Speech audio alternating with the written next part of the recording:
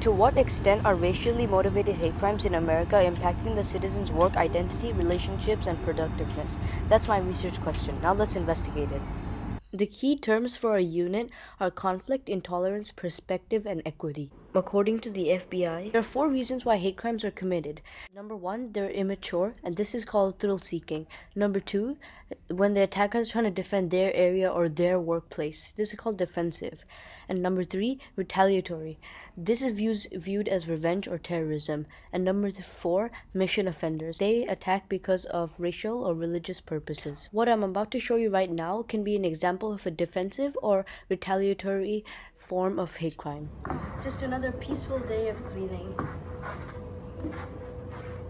Yeah, I'm glad. Let's just finish this up and go home. Oh, hey, you guys over there. I need to use your power washer right now.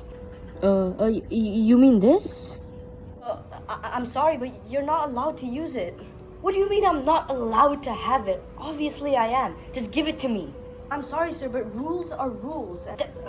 That's it. The attacker now picks up a deadly metal weapon and tries to injure both construction workers. Oh, what are you doing? No, wait, please stop. No. Construction worker was struck in the face several times, causing serious injuries. No, our friend!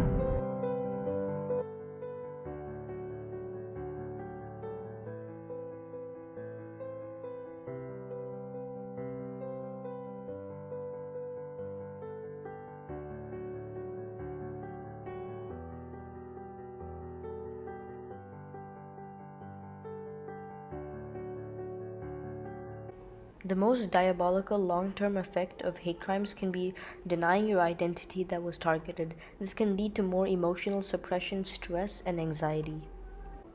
The most damaging short-term effect is trauma because it can last for a long time for some people and it can change your identity in a lot of ways. This graph from the Department of Justice shows that about 56% of hate crimes in 2019 were race or ethnicity biased, and this number increased by 16% in 2020. A recent study conducted by WebMD showed that lesbian and gay survivors of hate crimes faced much more depression and anxiety compared to survivors of crimes not related to hate. Now let's look at both sides of the situation. The main motivation for the attackers are going to be their perspective on the situation, because if they don't like that person's identity and combine it with some physical actions, it's going to result in hate crime. The victims could be knowingly triggering the attacker or trying to avoid the situation altogether.